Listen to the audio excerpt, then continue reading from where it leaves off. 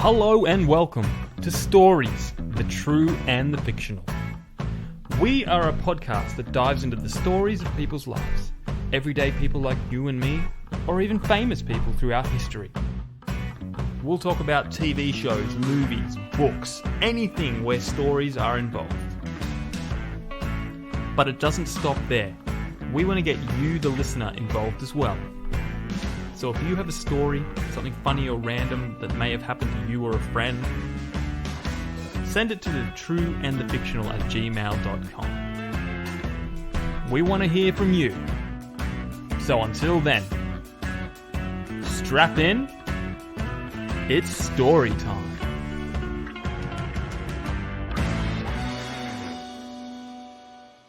Greetings, Internet. My name is Chris Park. I'm one of the hosts on Stories, the True and the Fictional. We've had a lot of fun over these last few episodes. A lot of good laughs, a lot of good memories. But things aren't always what they seem. Jamie Bryden has not got his dick wet for now at least 360 days. It is becoming more and more noticeable. He's becoming sad, angry. His mood swings are becoming far more sporadic. Now, I'm now calling upon the loyal, the faithful, the willing. Please, for just $1 a day or $30 a month, you can help this man. Help this man achieve his happy ending. Thank you. Welcome everyone to Stories, the True and the Fictional. My name is Chris Buck. As mentioned, I'm one of the hosts on this podcast. I am here joined with me by the man himself, the myth, the legend, Jamie Bryden. How you going, sir? I think it's amazing that the first time you ever get the name of the podcast right is with that. I know. It's almost spiritual, isn't it? I don't know. Wow. Look, I'm too tired to care. Of course. Oh, well. As always, we are brought to you by our friend and fellow author, Rebecca Cassells, the writer of the Rising Dawn series, available on Amazon. Check it out. Are you dying of laughter from your own bit? It's not so much the bit. It's just that when you think about that, I had that idea when you see those World Vision commercials, Yeah, commercials. $1 a day, $30 a month, and you can feed a starving family. I was like, okay, cool. And then I had the idea, and then I took out all the dirty lines I had, and that was what was on. So I took all the filth out, and that's what was remaining. Wow. I know. Well, there you go. I'm not a big fan of self-censorship, but I figured I would I'd give it a whirl, and you know what? Yeah, went okay. Yeah, we'll see how it goes with the downloads. The incest would have been better, but that's separate of the whole other thing, But Well, if this releases on video, incest is still here because it's your name is implied incest. So. It's always been that on Zoom. I really should change that in case I actually have to make an important meeting on Zoom, but I choose not to. I choose not to. Yes. So, Jamie, how's your week been? I hear that you've got an exciting job as a lawyer working for Crane, Poole, and Schmidt. Although I feel you're working more with Danny Crane than you are with Poole or Schmidt. Well, look, I have got a new job. I have signed an NDA. I haven't really read it properly, so there's a social media, agreement, something like that. So I don't know if I'm technically allowed to say where I work, but I walk around with a uniform on that says, "Hey, this is where I work," so it doesn't matter. But I'll just say I do work for a company that builds cranes and does Pools and Schmidts. Crane, Poole, and Schmidt. Okay, we'll just we'll call it that for now. Yeah. But Danny Crane.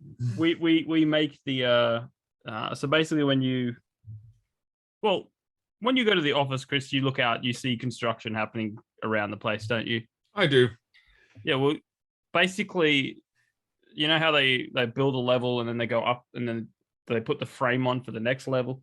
We basically build the for. Oh, I like to say we are IKEA for construction.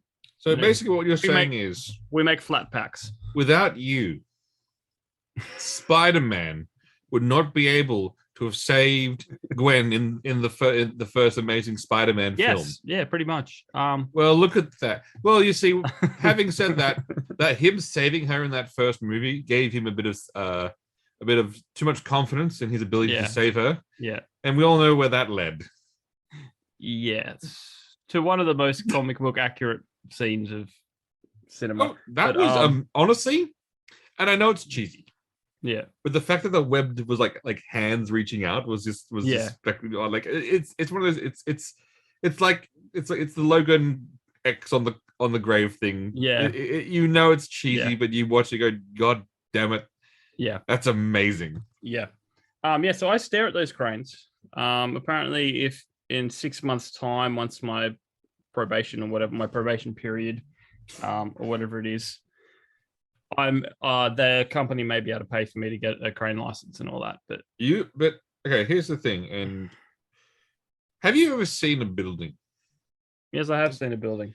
Have you ever seen those people that sort of wash the windows on those little tiny window washing things? Yeah. Now imagine trying to there's a better way to do it. Have you ever tried to you've tried to lift something before, right? Yeah. Like a heavy box or something. Yep. Have you ever dropped something? Yes. Now imagine that, but when you drop something, you look down and witness the absolute carnage of thousands of metal rebar pieces flying in all directions. Yeah. At that point, you're basically attacking New York City, and you're essentially a supervillain. Yeah. Crane Man. Well. Here's the thing, because some of the bits we send out, so essentially, you got people walking along the top of a crane, and then another crane will lower down a bit to connect to that crane, and there'll be someone standing on top of a crane, leaning over with a drill to drill bits together. That would, be more scary than a window washer, I think. So you're saying there is a double crane? Yeah. Crane style. Well, somewhere, because you probably need a crane to build a crane. But then the question is, what came first, the crane or the crane? Like, how did that? Do you ever need a crane to build a crane to build a crane, like a triple crane? I reckon somewhere there would be a crane building a crane. Maybe it's like the Australian road workers. You need three. You need like seven people to do some work. Yeah, so you got seven cranes. Somewhere there's 7 cranes standing around, and one crane actually doing the job. Yeah. And then a supervisor crane needs to walk by every now and then. Yeah. And like peer over and and have a look and go, yep. Yeah, well, they do go up and down, so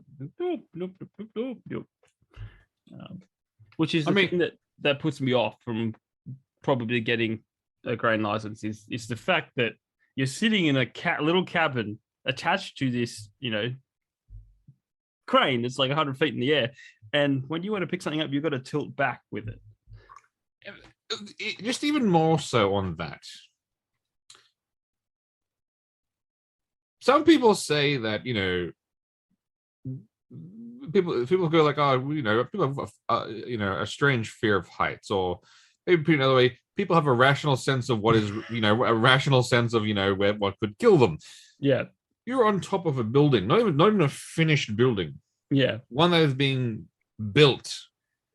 So basically right now there has been no one's looked at this from a safety standpoint to say this is, that's good. They're just building it. Yeah. On a large metal object that if it falls off the building, the chance of you surviving is basically nil. Yeah. But as you mentioned before, heights is always one of those things that you go, I'm not afraid of heights. You say that, I'm not scared of heights. And then until you're on top of the building looking down and you go, you know what, I don't know. I don't, no thanks. No, this is not for me. Yeah. I mean, let's play a different scenario here. We're a nerd podcast. Mm-hmm. How well of a Spider-Man do you think you'd make? Well, if I had the powers, it would help. Okay. What about Daredevil? Could you be Daredevil jumping from building to building? Well, he's blind, so probably. I think that would do away with some of the fear. You think that would? Oh, yeah. So you say basically he can do the jumps because he has no fear. Well, there'd be that, and the fact that he sees differently. So I don't know if he'd look over a ledge and go, "Wow, that's a long way down." Yeah, but if he fell, he would still die the same. Yeah, but I don't reckon he'd have that much fear because he wouldn't be able to see it like we see it. All right. What about, say, Batman? Batman, as long as I stay on the ground, I'd be cool. Yeah. Think about this. Yeah. Have you ever seen in the comics and things? He's running from rooftop to rooftop. He's shooting his little grappling hook across. There are some buildings that you get to that there is no like roof entry point to run down the stairwell. There's basically nothing. Yeah. So he would have does Batman spend half of his time before going out on patrols mapping out routes to the city, making sure that he knows every single, if I miss the jump here, there's a wall here I can cling on to, and if I can't get through the door, I can then climb down the stairwell. Do you think he maps out every single pathway? I reckon originally, yes, old school Batman, yes, but I think now we're in the era where he'd probably have something like Tom Holland's Spider-Man suit that would, let him know, give him hints, cheat codes, if you will, about the terrain. No, I still maintain that, I would be the worst Batman under the sun. And I'm not saying that, well, one, I don't have billions of dollars, so that does immediately limit me. Not yet. That does limit me from being the Batman. Mm-hmm. And but I am nocturnal, but I don't have the billions of dollars. But I have I don't think it's not a fear of heights, but I'm not an idiot. And so there's something I think if I was the Batman and I was on a rooftop, immediately all you'd hear is a phone dial, and you'd hear Superman pick up and be like, Bruce, what is it? I'd be like, I'm on top of Gotham General. I need you to come here. Something's happening. Something's going down. And Superman would fly over and goes, what is it? Dark side? Is it a league? No. I didn't bring enough grapples, and I can't make it to the next building. You think you could give me a lift to the ground? Then imagine the sight of me being, hoisted like the little girl I am as Superman, as I hold on to the strong muscular arms of Henry Cavill as he flies me safely to the ground. And then him saying, now, Bruce, this is the last time I'm going to do this. Shut up, Paperboy. I own your company. So do you think, one, would you go see a Batman movie with a Batman with an irrational fear of heights? Yes. But also it reminds me of that little cartoon of the meme that came out, and it's Batman sitting on Superman and going, I can show you the world. Like, shut up. Honestly, that would be me. And if it was obviously it's gonna be Henry Cavill as Superman, so I'll just basically the whole movie I'm basically like, it's Superman and he's backpacked Batman. Well, they've just announced that he's getting a second Man of Steel. So, the weirdest thing about that is they announce it like they're so impressed with themselves. It's like going, you mean the movie that everyone wants with one of the most popular and beloved actors, and you're going, we need money. We have this character who is a man of steel, so as he were, and we have this, 6'5" muscular man who enjoys playing this man of steel, who turned a video game character into one of the most popular TV franchises of all time, whose video of him setting a computer up is the most erotic thing you could possibly ever imagine. How about we put them together and make a movie? And you can just imagine in that room, all the executives start basically getting out their dicks and wanking into a bowl because they're so pleased with themselves for saying, we are so smart. Look how smart we are look how smart we are as executives by doing the bloody fucking obvious. That's a no-brainer. That's that would be like going pizza coming out and going, guess what, guys? I'm making pizza. It's like going, yeah, we expect that. We expect that from you. Or it'd be like Star Wars coming out going, hey guys, I'm making good stories. Like going, wow, we do expect that from you, but not anymore. Maybe not so much now, but hey, we used to. We used to expect that from you. Hey guys, guess what? We fired Ryan Johnson and Kathleen Kennedy. I know. Well, we've rehired Jon Favreau. Oh, Jon Favreau. Please. I mean, Mandalorian, honestly, Mandalorian season 3 looks fantastic. So again, I'm not giving up hope. No. I should, by all practical measure of things, give up hope. But I can't because we want things to be good. Now, in my movie on basically the Freddy Cat Batman, I was just thinking of the perfect Freddy Bat. I was thinking of the perfect person to play him. Who? So, who's going to star on? Who is going to star next to Henry Cavill? Jack Black. Scared back. I think he actually did a Spider-Man thing way back when. He did. It was outstanding. It was one of those it was one of those award shows where he did a stand up for Spider-Man with Sarah Michelle Gellar, and it was fantastic. Yeah. And I wouldn't even tell him to hit the gym. I'd say no, come as you are. Yeah. Come as you are. We will put you in the suit. So would he be Bruce Wayne or someone else trying to be Batman? No, he's Chad Wayne, Bruce's younger brother, who in this fictional universe, Bruce, when his parents died, became all like, I'm gonna train, and Chad Wayne was like going, I'm rich, it's fine, like all good. Yeah. Then tragically, Bruce dies, and then Chad has to then carry on the legacy of the Batman. Oh, would it be like how what's that Rowan Atkinson spy movie where all the spies die and he's all that's left? We could do that, but Johnny English. Yeah. I see it more as like a funeral thing where it starts about Bruce Wayne's funeral. Then all of a sudden, like Alfred hands him something. He has to go downstairs, and the screen plays, and he goes, "It's like you see, like Ben have to go, Chad. If you're watching this, I'm dead." And it's like, no shit, I was at your funeral. And then he explains that he's the Batman, and he's like going, what? And then he meets Henry Cavill, Superman, Gal Gadot, Wonder Woman, so just Jason Momoa so Jason Momoa as Aquaman, and immediately at that absolute point is the dark side invasion of Earth. And they have to rely upon Jack Black as Batman. Wow. Okay. I somehow see that making money.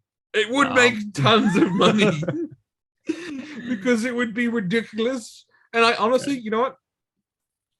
All things considered, Jack Black, I think he's matured into a fine actor. Yeah. No, well, look, he's done a lot of good. Like even that. Say what you will about that King Kong movie. He was in that. He was great. Yeah. Yeah. Albeit it was kind of a little weird. The longing stares between a gorilla and. Hey, she saw what he was packing downstairs and went, hey, you are somewhat in my same species. We have similar ancestors. Similar ancestors. Oh, Allegedly. We share 92% of the same DNA structure. Uh-huh. Or is it 98%? I can't remember. Well, they're very similar. Yeah, but I heard we also share 68% with sunflowers. So, well, some people do find them quite attractive. I don't know who, but look, honestly, I reckon that, like, again, I don't know who, but you know, the world is a weird and perverted place. Oh yeah, there would be someone on this planet that is attracted to sunflowers. Mm-hmm. Does that mean if they like sunflower seeds, they're a pedophile? Ooh, that's weird. I don't want to go there. Welcome to when we do a podcast a little bit later than normal, where we're a bit more tired and our filters are a little bit more switched off. Welcome to Stories That True and Fictional, with less filtering of our usual minds and content. I pay no apologies. I say no apologies. No apologies. Now, apart from your job at Crane, Pool and Schmidt, have you been watching anything interesting pop culture wise? I restarted watching Chuck. Good show. I thought I canceled my Amazon Prime, and then I started wondering why my parcels were arriving so quickly, and then I randomly thought about signing back in, and then it was like, oh, I still had it. So why would you cancel Amazon Prime? I know Lord of the Rings of Power was dog shit. No, but Amazon Prime for the shipping alone, man. The shipping alone. Well, this was like months and months and months ago when I wasn't sure on my income, and you know, friends were like, "Hey, use my password," you know, that sort of thing. Taking advantage of that. $7. You can afford the $7. Well, apparently I've still been paying it, or they see me as a loyal customer and they're making me not pay it, and I just, you know, I don't know. So you've been watching Chuck. What season on Chuck are you up to? I've just started season 2. Oh, interesting. The one with what's his name? Michael Clark Duncan was in it in an episode. You know what I hate about that show? What? They bring Lana Lang into it. For like 3 episodes. And I honestly, I love her. Yeah, she's great. She is fantastic. Kristen Crook. But I absolutely hated the character because obviously Chuck and Sarah forever. So like I was in a huge conflict of emotions. I was going, that's Lana Lang from Smallville. Yeah, that's Lifehouse. That's like the song from their one song. It's you and one. You're all I need. You're everything. Like that song was the epitomized Smallville. Like that was the Smallville song. And then they did the episode where they were on the show.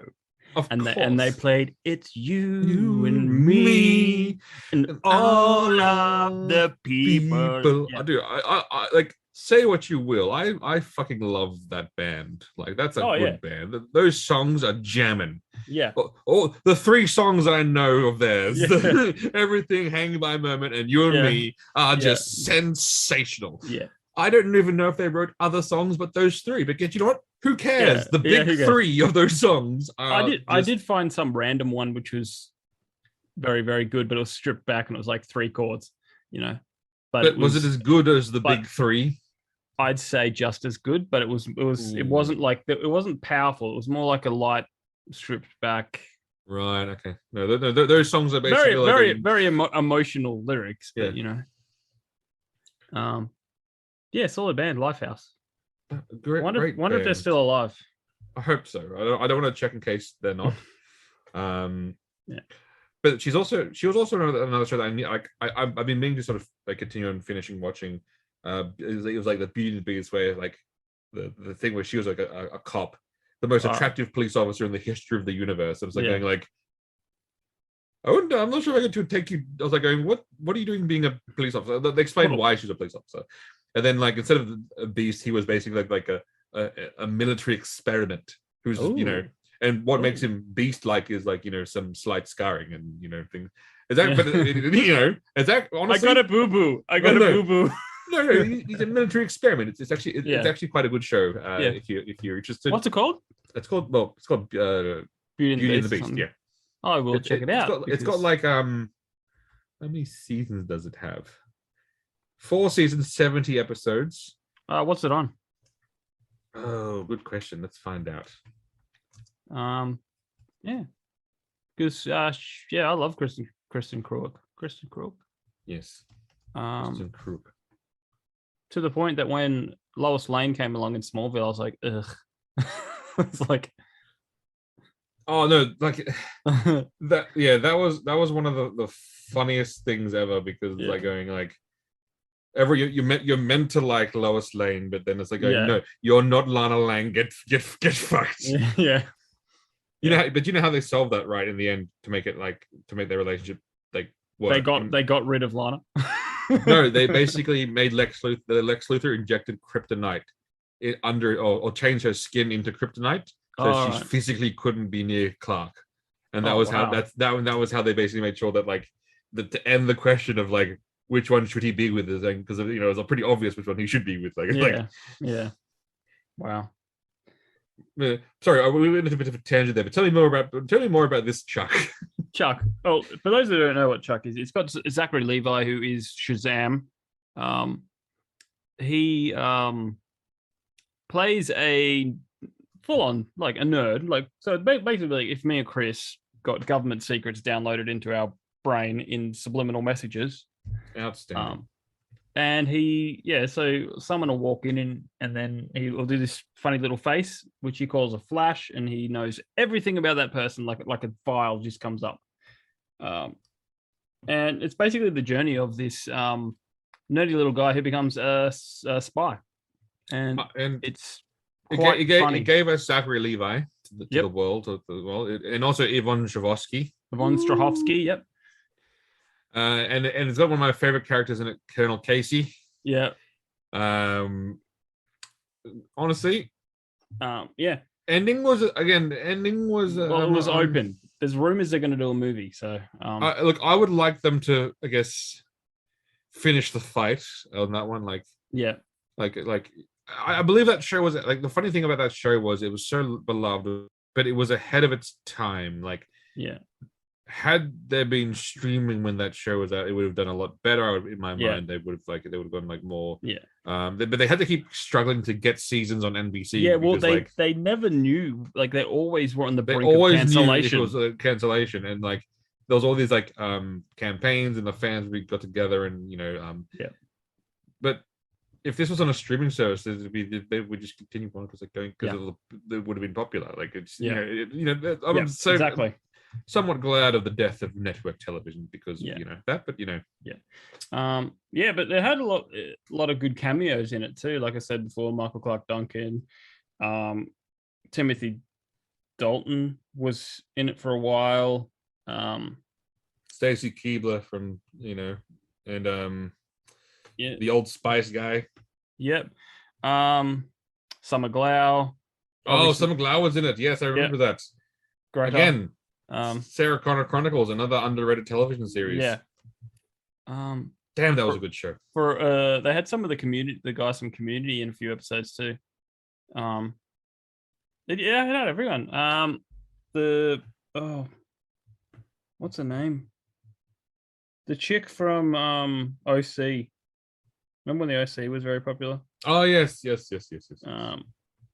can't remember which one. She did a movie with Zach Braff, but. Yeah, and the chick from The Matrix. Which one? Trinity. Whoever played Trinity, Carrie Ann Moss, I think her name is. Mm-hmm. Yeah, she was in. It was like almost. You're also missing a key member inside of that thing. One, they had the man from Quantum Leap. Oh yeah. And then they had obviously Linda Hamilton, fucking Sarah Connor. She's getting around. She's in Resident Alien now. Well, because it's Linda fucking Hamilton. If you're doing some sort of sci-fi show, it's like royalty. If you don't offer Linda Hamilton a part in a sci-fi series, you failed as a writer. Mark Hamill's in an episode too. Was he? Yeah, because I remember Zachary Levi posting him, the guy who plays Morgan, Yeah, I was still hanging out on a DeLorean or something, sitting on a car somewhere. Uh, I don't remember that. Maybe I don't remember it either very well, but I'm on my rewatch, so when it pops up again, I'll be like, Mark Hamill. no, that would have been before he had to get back into shape, and he was quite fat, wasn't it? Yeah, probably. Yeah. Interesting. What a shame that is. Yeah, but look, it's a solid show. It's on Amazon. Nice. As I say, I was doing some old watching as well. I've been trying to find a show after Cyberpunk Edge Runner that I can watch and feel anything emotionally, because and I hate when I watch a show that basically is so impactful that everything after it's just basically I'm going, where is there any? Ugh. And so I've been really struggling. Yeah.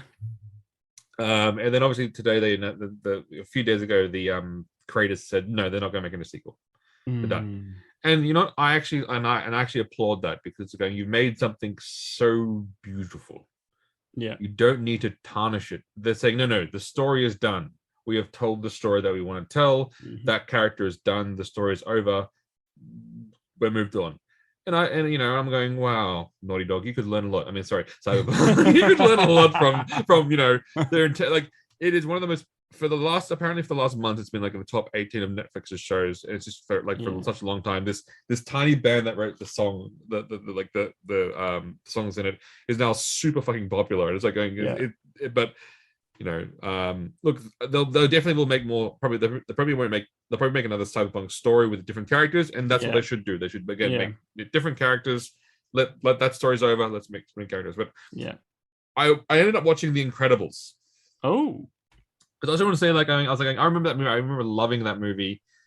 Also just like some because who doesn't love Mr. Incredible. And then I realized that the movie has one fairly significant flaw. And it's a big one. Yeah.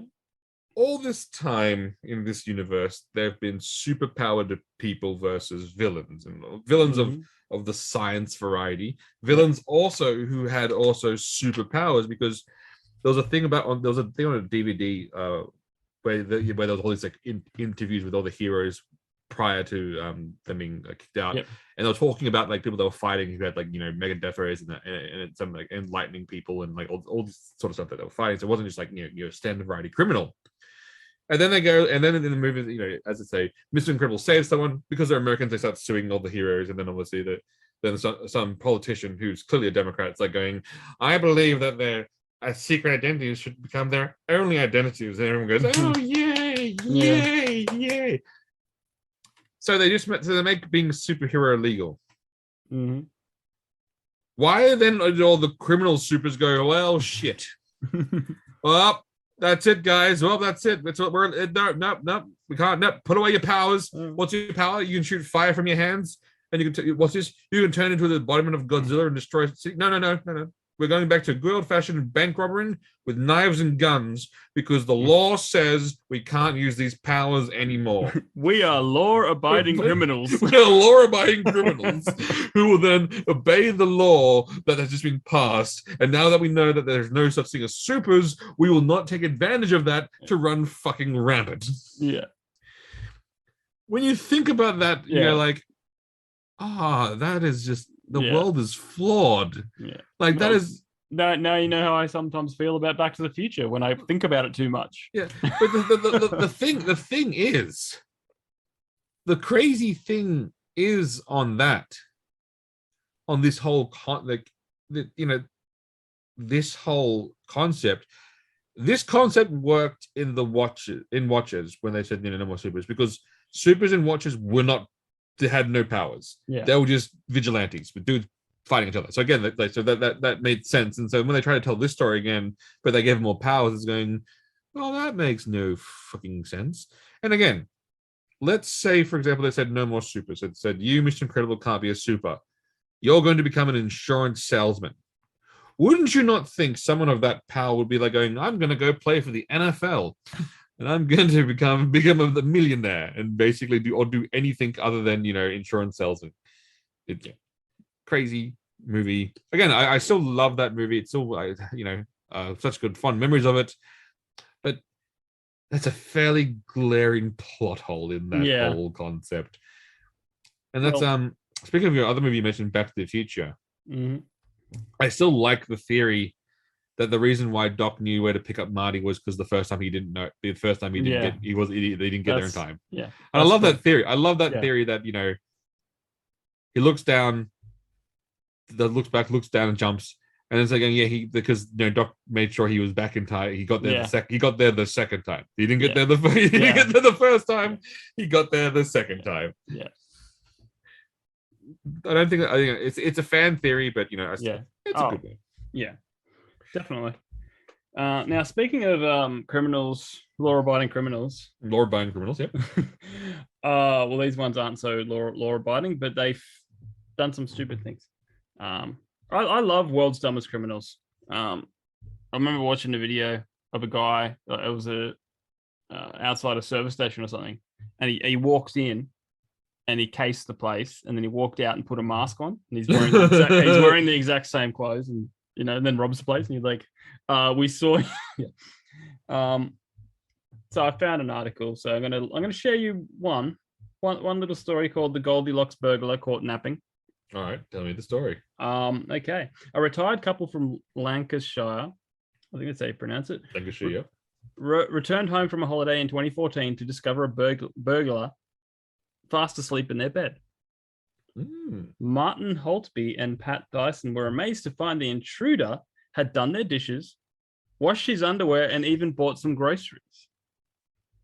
Miss Dyson said their house wasn't too tidy when they went away, but this guy who was originally from Poland but moved to Leeds had kindly tidied up. He did burn an old saucepan, but that happens, she added. What? And then, the guy admitted to burglary and was given a 2-year conditional discharge and ordered to pay £200. Wait, so okay. So in that story, is that like the most? Is this basically just like, you know, a hardened criminal who also has very severe OCD around cleanliness? He goes and go to burgle this man's house. Oh no! Look at the state. Is that the wrapper on the floor? Yeah. And then basically starts cleaning, and then he starts doing. He goes, "I'm hungry. I'm going to make myself some pancakes. I earned it. I did a good clean job." Could you call it breaking and entering? If nothing was broken. Well, it sounds like he left the place better than what he did, you know. Yeah. So no. You know what? It's not breaking and entering at that point. It's colonialism. He came into it and made it, and you could argue. Some would argue he broke crime. Some would argue he left it better than when he found it. Colonialism, right there. And is this an example, like the only example of it happening to the British? Oh snap! Oh, well done. That was clever. But yes, there you go. You see, you know, and that's why she was understanding, because she's British. She went, you know what? Yeah. We did it the entire world. We get it. You see something, you don't like it, you're gonna fix it up. Yeah. All right. One more, because I think this one's right up your alley. Yep. It's called "The Terrorist Who Claimed His Own Reward." Outstanding. Officials were left baffled by an Afghan Taliban commander who gave himself up and then tried to claim the $100 reward for his capture. Muhammad Ashan, a mid to low-level Taliban commander, was suspected of organizing attacks on US and Afghan troops in the east of the country. According to reports, he walked up to a police checkpoint in 2012, pointed to a wanted poster featuring his face, and asked for the $100 finder's fee. Well, that just makes sense, doesn't it? I mean, clearly he owed money to Blockbuster Video. Late fees. Clearly it was late fees to Blockbuster. Wow. And he was desperate. And like, you know, with Blockbuster collections, when they come for you, they come hard. And, you know, you can't be like our good friend Mike and have 1,000 different accounts all across Richmond and Windsor. And then get lucky when they all shut down. No, shut down, exactly. But no, Blockbuster came hard at him. And because of that, he needed the $100 quickly. Yeah. Or his friend from Kentucky called up and says, what was his name? Muhammad Ashan. Yeah. So his friend calls him and goes, "Well, Sean, I've got some good news for you. I'm down here at the local derby, and I believe I have a fine winner in the racehorses. If you can send me $100, I can guarantee you twice that their money will be damn tripled. And he went, what an amazing opportunity. I need the $100. Where can I possibly get $100 from? And then he saw this, and the light bulb went off, goes, I'll go claim my reward. I will then take the $100 and wire it to my friend in America. He will then bet on the horses for me. I will win. And because then I'm rich, the American justice system will work for me and not against me. Brilliant plan. Having said that, the one fault in his plan was that the people who could give the reward could just be like, nah. Which is, I'm assuming what happened. I'm assuming that's exactly what happened. Yeah, sure, no worries. You want your reward? Come this way. Yeah. Why are you putting me in jail? Yeah, why are you putting me with blindfolds? No reason. Why do you have a tube and some carrots? Where are you going to put that tube in the carrots? Nowhere. No, this tube and these carrots, we're not going to do anything with it at all. This is all part of the reward. Why is there a thing on the floor saying anal lube? No reason. We're just going to put the and FYI, that actually happened. That's what they did to them. Anyway. Wow. Okay. Yes, Guantanamo was a bit of is a fairly big blind spot on the whole truth, justice, and the American way kind of thing. It's like truth, justice, and the American way. Well, unless it's in Cuba, then they can do what? No. Well, then in Cuba or wherever it is, it has the American way in quotations. in quotation marks. Yeah. The American way. Wow, dark. Now, Jamie, on that, to lighten the mood, I have some jokes for you. Ooh. I may have one, but I'll let you go first. I left my kettle on. And I killed the water. R.I.P. boiling water. You will be missed. I once wrote a song about a tortilla, but it was more of a rap. Okay, I'll give you that one. My friend had a wedding. It was so beautiful. Even the cake was in tears.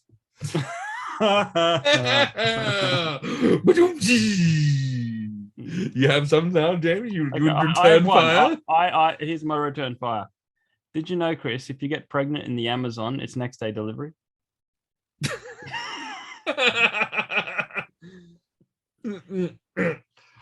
How do celebrities stay cool?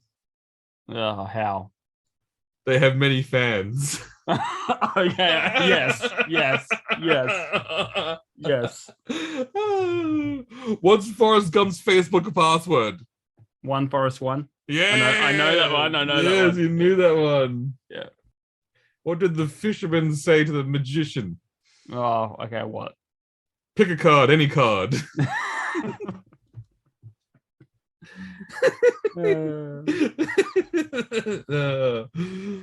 All right. Do you have any more jokes you want to share? Did you hear about the criminal that stole a calendar? No. He got 12 months.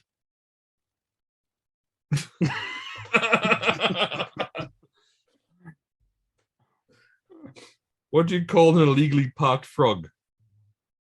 Toad. Yes, well done. I'm getting better at picking them. Why are spiders so smart? I don't know. They can find everything on the web. No, just no.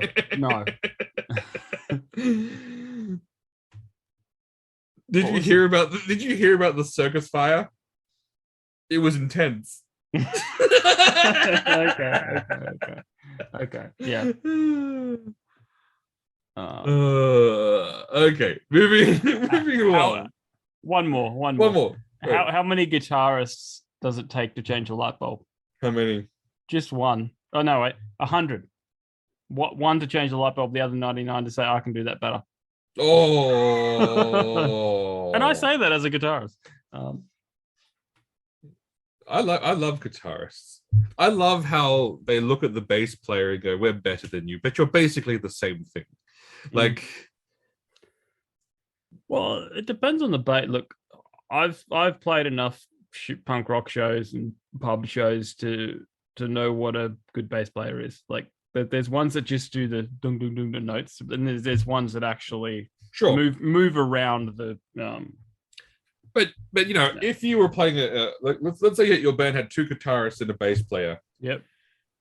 If you were going onto a gig, and let's say the bass player got fell in love with a girl named Yoko Ono and basically disappeared, whatever. That second guitarist could switch into a bass player role fairly comfortably. Yeah. Actually, to an unmeasurable amount of comfort that they could become a bass player. Yeah. So the question then asks is it that bass is easy, or is it that a guitarman's skill is so universal? Oh, I think a lot of people learn to play different instruments, but I think it's more transferable. If you play guitar, then it's pretty easy to figure out how to play bass. I mean, it's the same 4 chords, just different hand placements, but it's still the same 4 chords. 3, mate, 3. I thought it was 4. I thought 4 chords was the commonality now. Yeah, but we're talking punk, so it's 3. Oh, it's punk. It's going to be 2, right? Is it?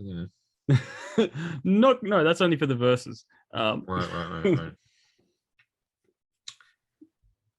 What did you think of the Blink-182 comeback song? Look, I thought it was better than most of the stuff they've released before that. Like the gap between 2003 when they had their last album, and then however many years passed by, then they said, "Oh, we're back," but not with the original lineup. I didn't follow that one because I did have Mark, did they have weird. Travis, did they have Tom? No, then it's not Blink-182 then. No, well they had Mark and Travis, but they didn't have Tom. And then they got another singer to do Tom's parts, and I already knew him from another band, and to me it was like, no, this is just weird because this is another band, the singer singing. That was just weird, but no, this new one, it's all right. Like it's not bad. Like I don't want to turn it off or anything.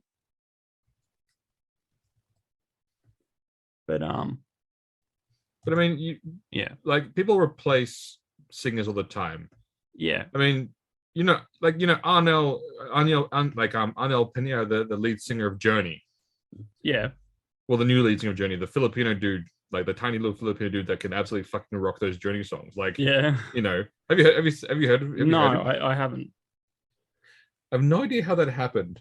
And there's probably like a really amazing story, but he was just like, I think he was almost like a karaoke dude in the Philippines who sung Journey, and then like now he actually leads. He's now the lead singer of Journey because of how good he was at singing a Journey. I was like, you know what? I respect that so much. Yeah. Well, that's like how one of the bands that I love, Me First and the Gimme Gimmes, who just do punk rock versions of everything. They found their singer like singing. They're just singing in the warehouse, packing boxes or whatever. They literally just like said, "Hey, you want to join this band?" And they're like, "Yeah," and he's really good. Nice. Now here's something I want to. Here's something that's gonna be a tough question for you. Okay. Well, maybe not a tough question. Journey or Lifehouse?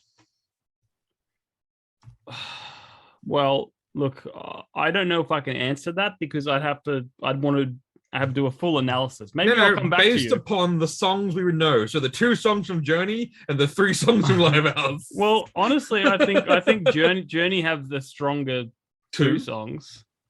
But Lifehouse has 3.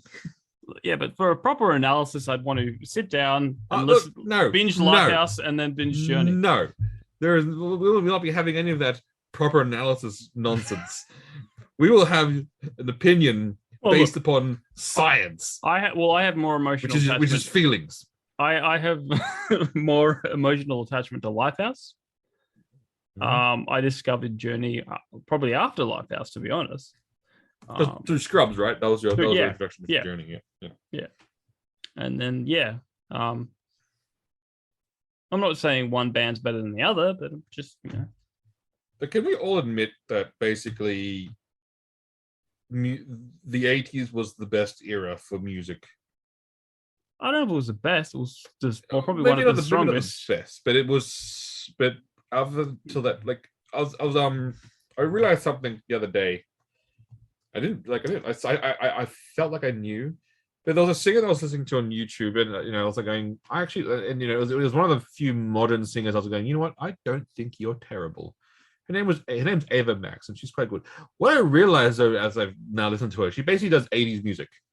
All right. But even more so, sometimes she just literally buys the rights to like old 80s songs or old 80s like the music, and then redoes the words of like rewrites the words and things like so. Right. But I was like going, yeah. So even she's gone like, can't compete with 80s. Let's just fucking lean into it.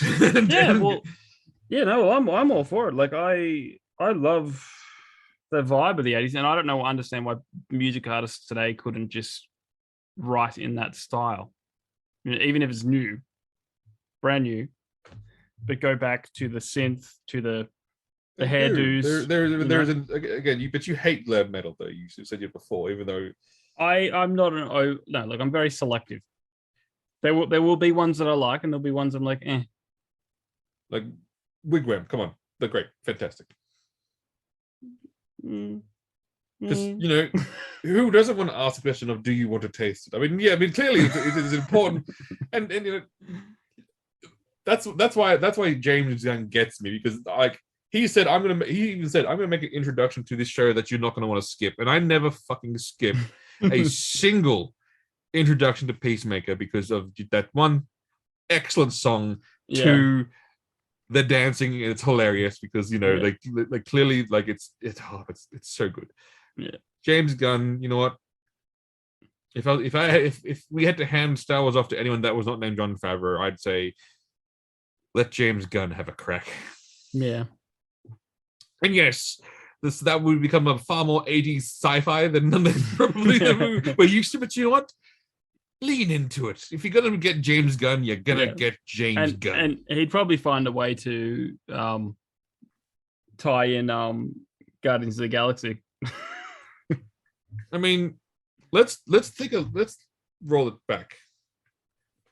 Guardians of the Galaxy is one of the greatest movies that doesn't happen without James Gunn. Yeah.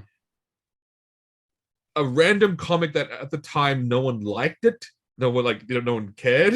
Yeah. And basically that's where Marvel started thinking that they were too big to fail. But it wasn't, just because they had just these like they had these absolute gem of create these actual creative people making great things. And Guardians 1 is still probably one of the strongest movies of the MCU, if not the strongest. I'd say, it's a near perfect film in every way, shape, sense, and form. And I like to find faults in films. Yeah. I really you get at that point of Guardians, you're really going nitpicky. You're going insane levels of nitpickiness that it's like going, I was like going, oh, I don't know, like how the enemy's bad guys look in terms of their face and everything. And then then people say like, oh, in space you explode. It's like, no, actually you don't. You'd freeze to death. That's actually fairly accurate in space. But it's a whole separate other thing of people think that you explode in space. Separate problem. But near perfect thing, and it also led us to one of the greatest moments in Endgame, where we get to see Chris Pratt singing a song without the music. Without the music, We'll have a good show. Oh, that was so good. That was perfect. Yeah, they're going, because you see it from because you see it from his angle. Because when you think about it, when you're dancing and singing, you think you're cool, but no, that's what you look like. Yeah. Speaking of plots and movies, as we always do, we do actually have a main topic that we probably want to get to. The topic of this today is the 7 plots. Yeah. The 7 basic plots, where when people say like, oh, this movie is like this movie is like this, and the reason why is because every idea has been told. Yeah. Every idea can now be categorized into the 7 plots. Yes. Jamie, do you want to give us a rundown of what the plots are? I think I will. As you know, like it's something that I learned way back when I was dabbling in screenwriting. And we was told there's only 7 stories you can tell. And I was like, interesting. Then I looked into it. So number 1 is Overcoming the Monster. Yep. In which the hero must venture to the lair of a monster which is threatening the community, destroy it, and escape. So basically, everything ever. Yeah. So basically, got a villain to fight. That's everything. Yeah. Sometimes, the monsters, yourself, like some random Johnny Depp movie from way back when, where he was a writer. And he's locked up in a cabin. I can't remember what it's called, but it's he basically is getting like stalked and threatened for plagiarism, and this dog gets killed, and it turns out that it's him, like split personality. It was a pretty cool, movie. But that's overcoming the monster. That's himself. Yeah. Second one, typical rag to riches. Yep. Which is poor man get rich. But it's also so. Some examples they talk about is obviously like Aladdin, Crazy Rich Asians, those sorts of things, and Ugly Duckling, Princess Pauper. But Rags to Riches is also basically every single sports movie of all time. Yeah, where basically every single inspirational sports film, from nothing to something. Basically, yeah. And I'd say like you're gonna tie it into the hero's journey as well. Well, I think wouldn't that fall into the next one, Jamie? The Quest. The Quest. Yes. No, but would you say that Tom Holland's Spider-Man would be its case of rag to riches? Ooh, because he's in this little homemade crappy suit, and then Tony Stark comes along. Civil and goes, War would, I think that one, for sure. The Quest, though, that's that's your Lord of the Rings. That's your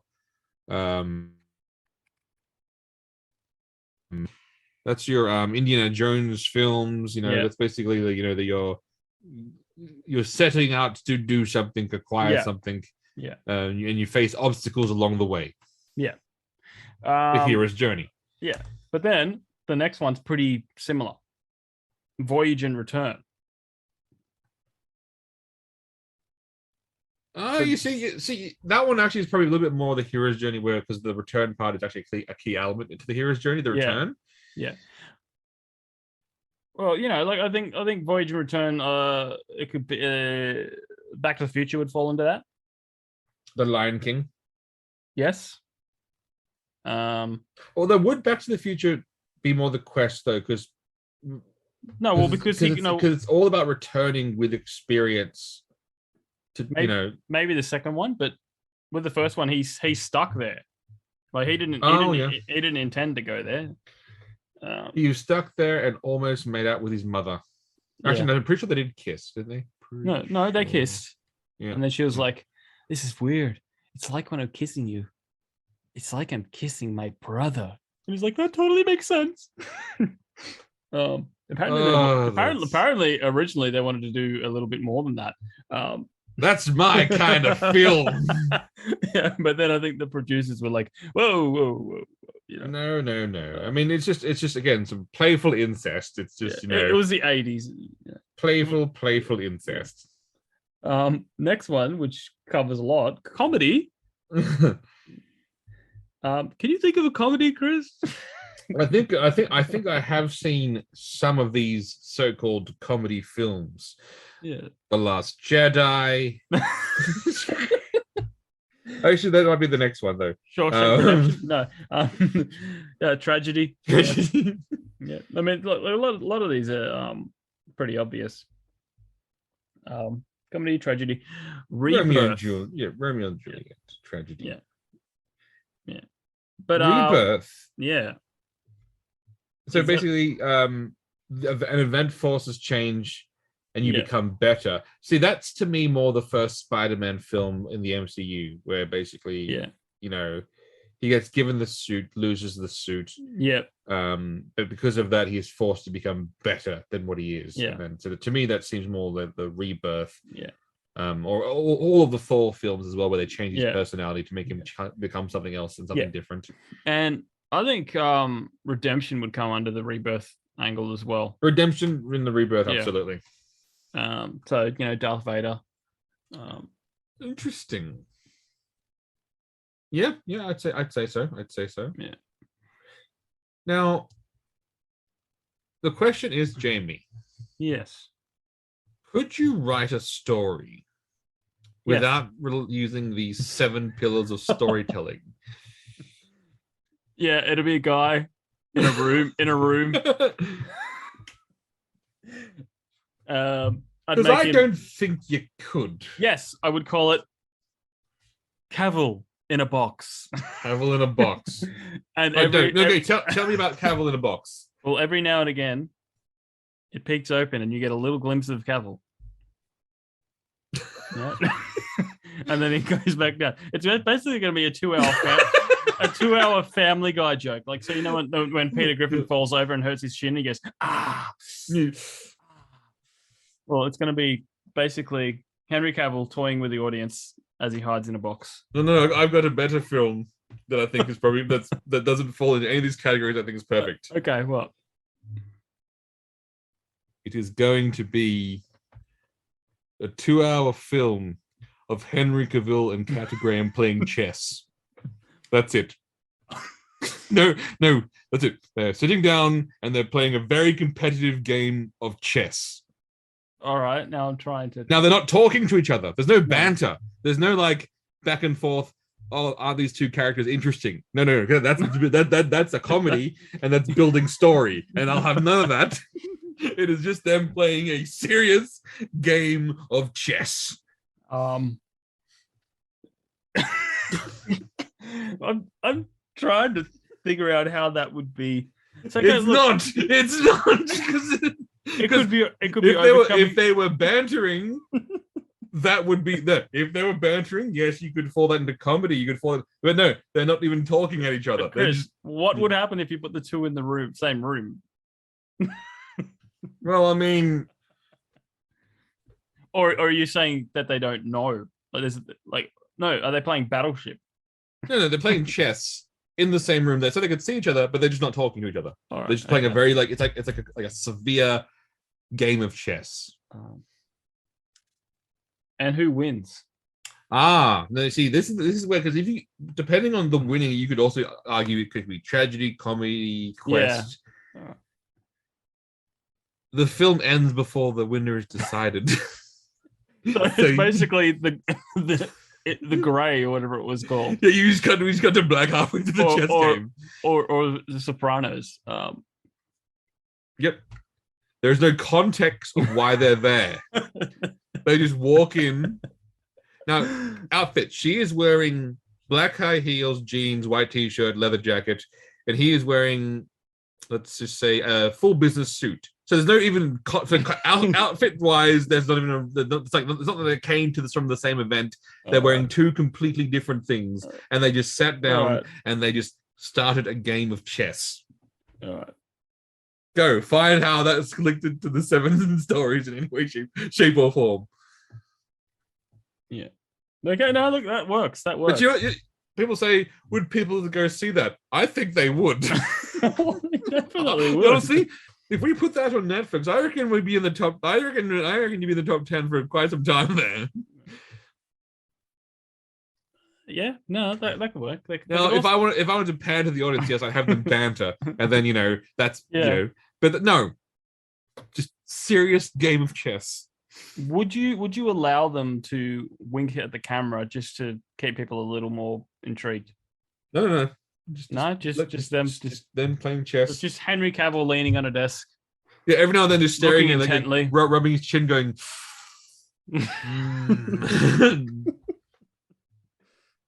And even more so, I'm not even going to put the timer in chat. You have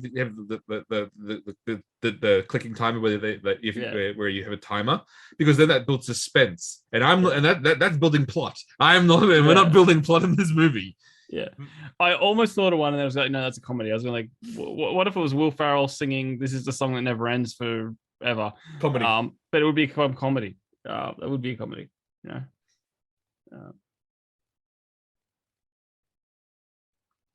Yeah. It's yeah. I can't think of another one. Just a movie that rolls credits. We already see the Oscars. We already watched the Oscars where the studios wank at each other. We already know what that looks like. Yeah. What about? No, look. What about? Okay, here was this. A room of executives arguing on the future of Star Wars, but there's no conclusion. That would be either a tragedy or a comedy. But see, it's not a tragedy because we don't know the outcome, and it's not a comedy because they're not funny. So basically, you're saying it could be any movie, just don't finish it.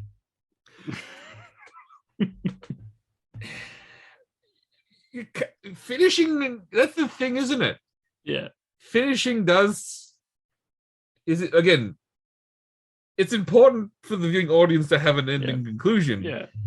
If you deny them that, what about an entire movie and it just goes down the street and one person just walks out and goes, "Hey, guy, just go down the shops," and the next person, "Hey, mother, we're going down the pub," and then, I don't love you anymore. I'm leaving you," and it's just like a street of people leaving, but you never leave the street. Okay, I've got it. It's going to be set in the MCU. Oh, okay, cool. An Avengers film where all the Avengers are fighting a significant threat, and you see a glimpse of it, but then you see a man in this. You see him sitting with his knuckles wrapped up, so he looks like I guess he looks like that's like martial arts fighter. He's sitting in a van, knelt down and waiting, and you can just sense, the power dripping from him. You could just feel it. And at the end, then finally, the doors of the van open, and he steps outside with the rest of his janitorial crew, and they start cleaning up after the superheroes, and that's the end of the film. That would be a comedy or a tragedy. It could also be a quest. His quest to clean. How about all the remaining members of the in the MCU after Endgame? So this would be between Endgame and whatever's happening now, and it's them just playing volleyball, or the game from Top Gun Maverick where they're playing that football game where they just don't keep score. It's just them, horsing around. Yeah, on the beach for an entire movie. As long as they're not developing any meaningful dialogue. No, there's no dialogue. And it's set to an 80s music montage for like 2 hours. Yeah, that would be pretty different. The thing is, I don't see these movies being very interesting. Okay, what about this? This would be interesting. This would be interesting, but also doesn't fall to the same plot. Captain America, after Endgame, is hosting a barbecue for the rest of the Avengers. Mm-hmm. They have to all arrive in secret because they have to pretend like he's dead, but they all know where he is. Yeah. But the entire movie is just basically him and Peggy Carter preparing for the barbecue, going to the shops and basically buying all the necessary items in terms of making sure they have the right meals for each of the Avengers, and then then the big third act, they start cooking on the barbecue as the Avengers arrive and greet him and say hello. And that's the movie. Yeah, I can see it like having no dialogue. Of course, no. Maybe like Steve Rogers will be looking at two steaks, and like just deciding on like which one he wants to get. That's probably about the extent of the trials and tribulations of that film. I got it. John Wick, let's say 7, because they're doing 6. And it's just him at the shop preparing all these weapons. But then, no, at that point, that's just like, I mean, if it's like the scene in the Zombie Lair, that's just gun porn, where that's basically like the greatest scene of all time. get a lot of Texans enjoying it very much. No, your gun nuts going. Oh, Yeah. oh, Yeah, but like, oh, it's a banana. He has a banana. Yeah. yeah. No, you're like honestly, we're coming up with these great ideas. Apart from Henry Cavill and Ken Graham playing chess, which that's a winner. That's just a clear. That's clear. That is just Please, sheer, you could put them in any scenario. And that is a clear winning movie right there. You know what? On that film, I predict at least 200 million opening day. Yeah. Like that's just a winner. But the other ideas that we've come up with, I think there's a reason why people do these 7 ideas. Yeah. Because, as you said, you want a resolution. People want outcomes of their stories. Well, look, I don't always need complete outcomes. I like a little bit of mystery. Like I know I mentioned it a while back, but Cloverfield, it's never fully resolved, really, and I'm okay with that. So, how do you feel about then the ending of Inception? Look, it's been a very, very long time since I've watched that. Where the spinning top, but he doesn't, and like it cuts before you can see if it tips over or not. Yeah, see, I don't mind that. I don't always need a resolution. I love open endings. To a degree. To a degree, you know. There isn't any other stories but these 7 stories. Basically, this is the 7 stories that we get in Hollywood and TV. Yeah, and look, they work and they sell if they're done right. You know, obviously you need to make likable characters that you throw into these scenarios. Honestly, like The Quest is probably my favorite. The Quest, do you think? I reckon The Quest. Interesting. Yeah, The Quest is a good one. Because it's as we'd say, Nathan Drake would say, greatness from small beginnings, which is also would tie into Rags to Riches. I think. I like the story of a nobody, going off and then becoming a somebody, a slumdog millionaire, if you will. But more so hero's journey kind of style. You know, like this is why I love that Fable game so much. Is because you start off as a little kid. You do little things around town, and then you get called into, you know, a journey that's, you know, bigger than yourself. Yeah, and you know that's why Voyage Return, the hero's journey, is also, you know, extremely popular because, you know, The Lion King, I guess, is also the prime example of you know, returning with experience. Yeah, that amazing moment when, you know, a lion walks up on Pride Rock to roar after reclaiming his kingdom, and then like again that epic score plays. What an amazing film that didn't need a 3D animated remake. Oh no, that was so bad. Like look, hands on the table, full credit. I've actually never seen it.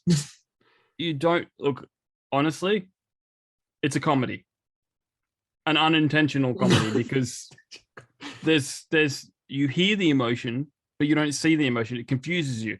Mufasa falls into the ravine, gets trampled, and I'm just going, and like the cat goes meow, but like you hear him go no, but he goes meow. You see, you know what the problem with that film is? It's made in Hollywood where everyone has Botox their faces to complete stillness, and so they can't tell what emotions is. So that's probably you know, again. Yeah. Having said that, I think everyone said the point is sounds of, you know, maybe have some level of facial expression in your next attempt. Exactly. Even the Andy Serkis Jungle Book. They animated the eyes a little bit more, so you know when Shere Khan and who's the panther? Forgot his name. Bagheera or something, I think. Yeah, their interactions are more you know, emotion. You can see it, you can feel it. But that was a great film. That's probably one of the again. I you know, full again.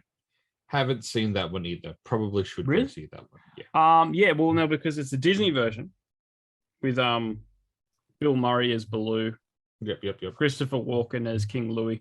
That was pretty good, but at the same time, Andy Serkis did one, but there's no King Louis because King Louis is exclusive to Disney, right?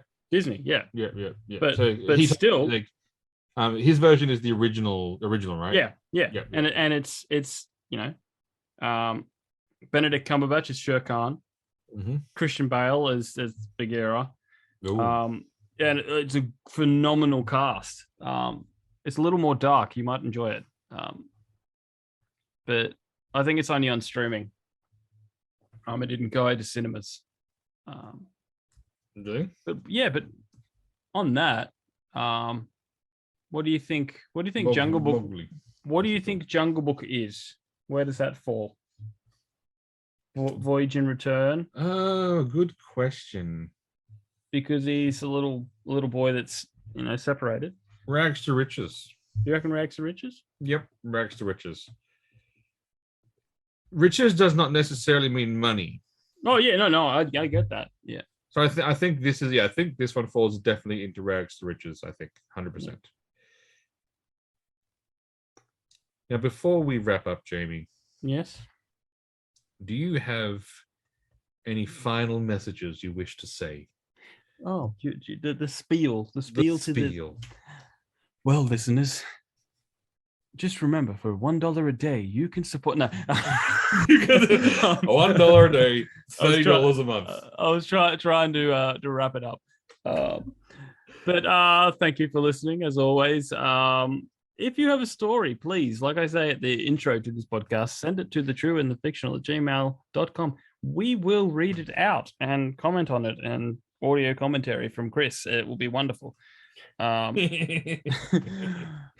always, shout out to our sponsor, Rebecca Cassells, and her wonderful series, The Rising Dawn series, available on Amazon. If you want to jump on as a sponsor, you can. Just contact us. We'll tell you how to do it. We are currently working on a few more interviews, but might be a while because the guy that we were going to get on, Jack Roney, was on holidays. So we'll get him on soon. But yeah, thanks for listening.